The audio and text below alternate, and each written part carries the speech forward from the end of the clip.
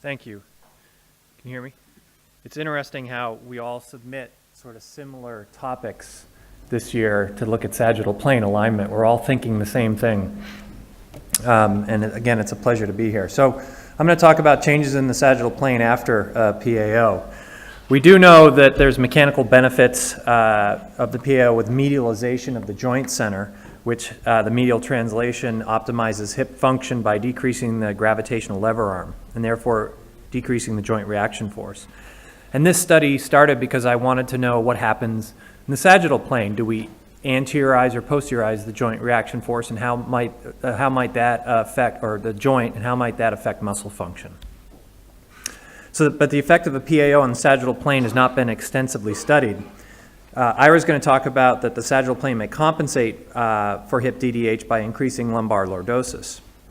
Studies on sagittal plane alignment have been focused on the arthritic hip, in spine disorders, hip arthroplasty, and recently FAI, as was just discussed, and that spinal pelvic alignment and motion and compensation may play a role in hip pathomechanics. Some studies have been done on younger patients, and no effect has been seen maybe in these younger, more mobile spines and hips. Pelvic incidence is the fixed variable that does not change in adulthood, and all other parameters, such as lordosis, pelvic tilt, have to adapt so you don't fall over in the sagittal plane.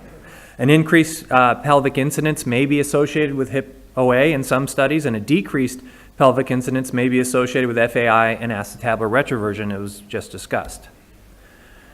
A smaller pelvic incidence, the pelvis may flex, so it increases pelvic tilt for sagittal balance and results in anterior overcoverage, or the larger pelvic incidence can't flex as much, so over time it may extend, especially with some arthrosis of the lumbar spine, and you can get anterior undercoverage.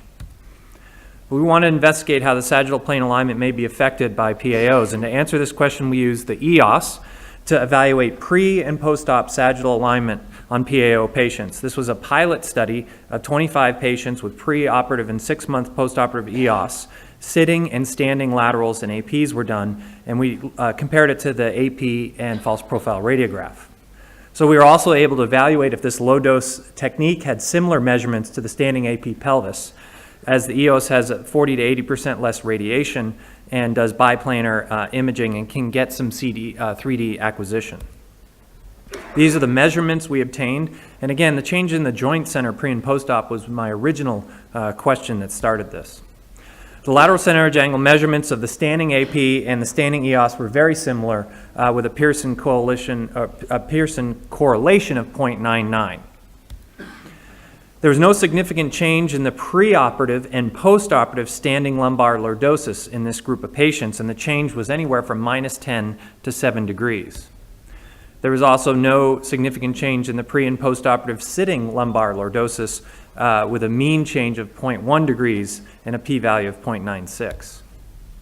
And then there was no significance in pre- and post-op change in lordosis from sitting to standing. So the change was the same in these young patients, both preoperative and postoperative. But we did find an increase in pelvic incidence from pre to postoperative. And there was a moderate correlation between pelvic incidence and both lateral and anterior CE angles. So the higher the pelvic incidence, the lower the lateral CE angle and anterior CE angle. And this is consistent with some studies that conclude an increased pelvic incidence may be associated with hip OA, perhaps through instability or dysplasia. We want to know, is this a developmental phenomena of the pelvis or a mechanism of compensation? There was a very weak correlation, though, between changes in pelvic incidence and changes in lumbar lordosis pre- and post-op. So the EOS is a good low-dose alternative to the AP radiograph to get simple things like lateral CE angle, and perhaps we can use it in young patients as we're following them clinically.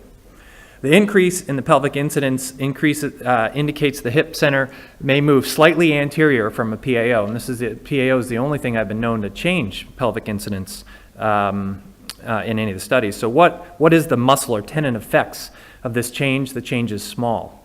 And although lumbar lordosis may compensate for DDH, there is no consistent pattern in this group of patients change postoperatively. So my point is that don't try to hedge intraoperatively and say, well, they have a lot of lordosis in this image, so I'm going to move the fragment, change the version, because postoperative it's going to be different when they stand.